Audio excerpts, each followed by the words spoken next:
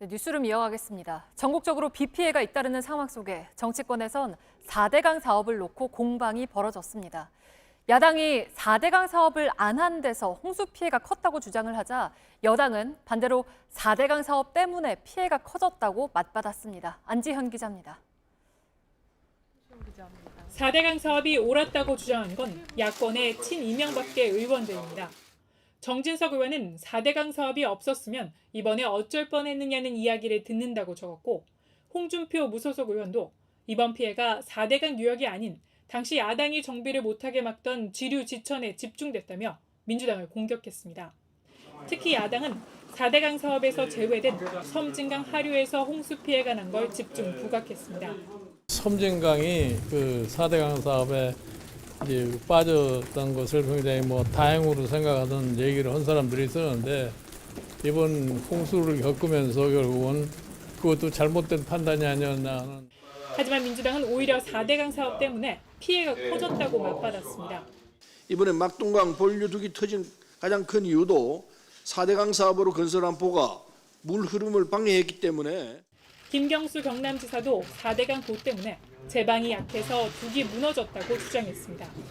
앞서 감사원은 2018년 4대강 사업이 홍수 예방 효과가 없다는 감사 결과를 발표한 바 있습니다. 문재인 대통령도 4대강 보가 홍수 조절에 어느 정도 기여하는지 실증적 분석을 할 기회라고 전문가 평가를 당부해 4대강 논란이 다시 불붙을 전망입니다. JTBC 안지현입니다.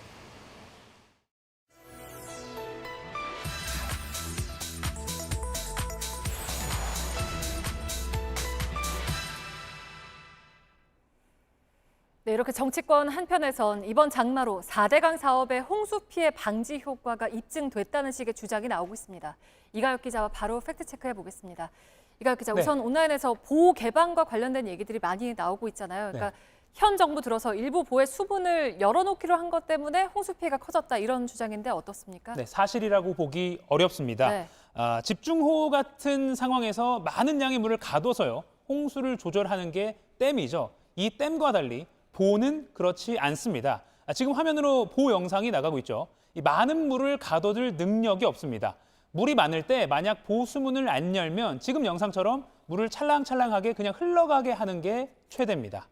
그러니까 오히려 홍수 때는 수문을 완전히 열어서 물을 빨리 흘려보내는 게 보 운영의 원칙입니다. 이 보의 홍수 조절 기능이 없다는 건 4대강 계획 때부터 알려진 내용입니다.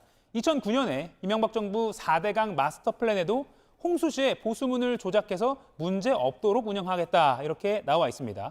2014년 박근혜 정부 당시 국무총리 산하 4대강 사업 조사평가위원회 보고서에도 홍수를 막는 능력은 보호 덕분이 아니라 원래 계획했던 대로 강바닥을 준설한 효과라고 나와 있습니다. 2018년 감사원 조사 결과도 보호 설치가 치수 안전에 미치는 영향은 미미하다고 돼 있습니다. 홍수 때는 보를 못 여는 이 돌발 상황이 생기는 게 문제인 거지, 보호 수문을 열거나 없애서 홍수가 났다는 주장은 애초에 성립하지 않습니다. 네, 그래서 오히려 야당에서는 4대강 지역에 피해가 크지 않았다고 강조하잖아요. 네. 그러니까 4대강의 홍수 예방 능력이 드러났다. 네. 4대강 사업 안 했으면 피해가 더 컸을 거다. 어쩔 뻔했냐, 뭐 이런 식의 주장인 거잖아요. 어떤가요? 4대강 홍수 예방 효과 그 주장의 근거는요, 이명박 정부가 내세운 이른바 물그릇 키우기 효과라고 하는데요. 이렇게 강 본류 바닥에 흙을 파내는 준설을 하면 강 수위가 낮아진다. 그러면 그 강으로 흘러드는 옆으로 흐르는 지류 하천 수위도 낮아져서 전체적으로 홍수를 막는다, 뭐 이런 주장입니다. 하지만 이런 치수 효과를 확인하려면 여러 외부 요인을 통제를 해서 실제 검증을 해야 합니다. 2018년 감사원 조사 결과를 보시죠. 연세대 산학협력단 연구 결과 이 본류 수위가 일부 지류의 수위를 낮추는 효과가 나타났습니다. 각 유역별로 11%에서 36% 정도였습니다.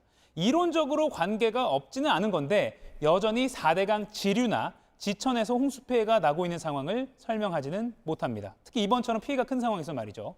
또 이 연구는 이번처럼 이례적으로 비가 많이 온 실제 상황을 시뮬레이션한 것은 아닙니다.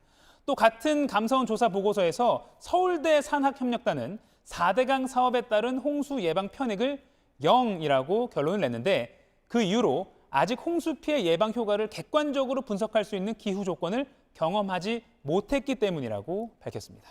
네, 그러니까 실증적인 사례 연구를 더 해야 한다는 거죠? 네, 그렇습니다. 이미 2년 전에요. 저희 팩트체크 시간에 4대강 공사 때문에 홍수 피해액이 줄었다 이렇게 말하기 어렵다고 분석을 했었죠.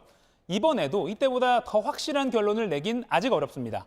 이번에 수해 복구도 물론 최우선으로 잘 해야겠지만 전국 각지에서 발생한 홍수 피해 원인을 분석을 하고 이 데이터를 활용하면 지금의 추측과 정쟁에서 벗어나서 좀 더 진전된 결과를 낼 수 있을 것으로 보입니다. 네, 잘 들었습니다. 팩트체크 이가혁 기자였습니다.